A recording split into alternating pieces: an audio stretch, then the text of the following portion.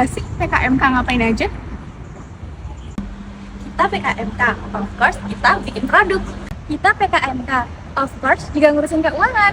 Kita PKMK, of course, kita juga mikirin pemasaran. Kita PKMK, of course kita harus menjaga kerja sama tim. Kak, Ya, kenapa pusing banget? lihat ini. Persoalan sampah masih menjadi isu krusial di Indonesia. Lautan sampah di tengah pemukiman warga di Indonesia sebagai negara kedua penghasil sampah plastik terbesar di dunia setelah Sampah plastik ini menjadi ancaman nyata bersama yang merusak lingkungan. Sebagai generasi muda, kita nggak bisa diem aja. Kita perlu adanya inovasi. Eits, ini aja, Sabi. Sabi? Iya, Sabi. Inovasi mulsa biodegradable berbahan dasar enceng gondok dan cangkang telur guna menciptakan pertanian berkelanjutan.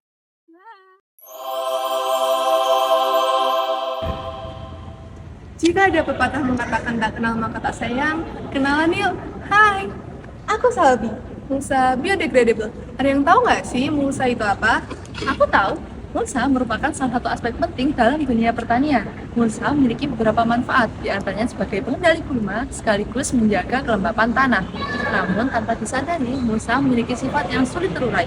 Oleh karena itu, Sabi hadir untuk mengatasi permasalahan tersebut. Ngomong-ngomong, apa sih Sabi tersebut? Sabi, mulsa biodegradable merupakan inovasi mulsa ramah lingkungan. Sabi mendukung pertanian berkelanjutan karena menggunakan bahan baku yang memiliki potensi dapat mengatasi permasalahan ekologis pada lingkungan, seperti eceng gondok dan limbah cangkang telur.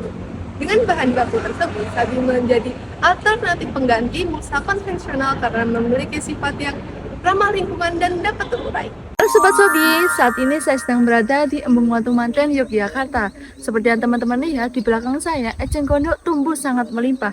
Pertumbuhan yang berlebihan menjadikan perairan ini tercemar, sekaligus mengganggu kehidupan makhluk hidup yang ada di dalamnya. Hal ini terjadi dikarenakan sinar matahari tidak bisa menembus permukaan air secara langsung, sehingga kadar oksigen yang ada di dalamnya pun ikut menurun.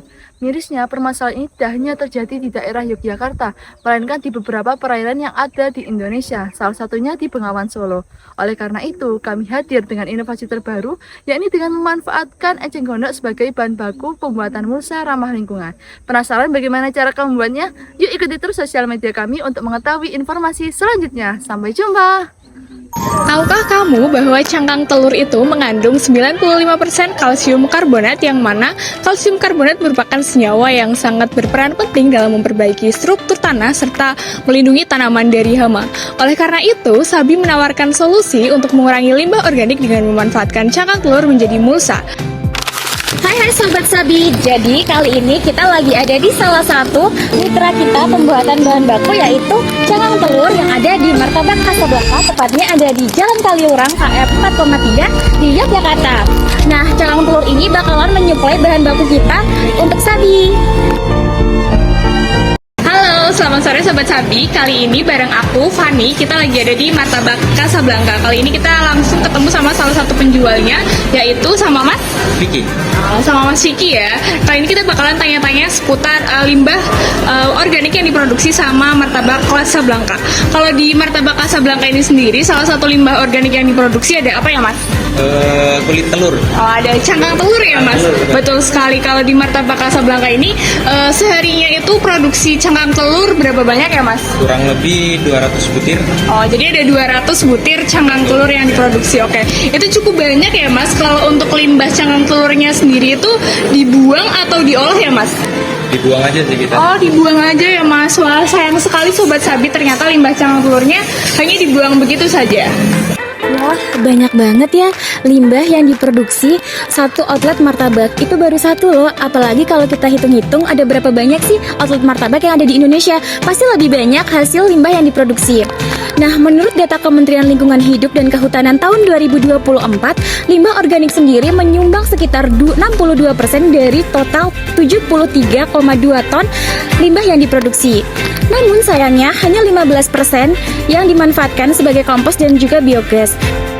So, daripada dibuang gitu aja, mending kita olah menjadi alternatif dan juga solutif untuk Indonesia.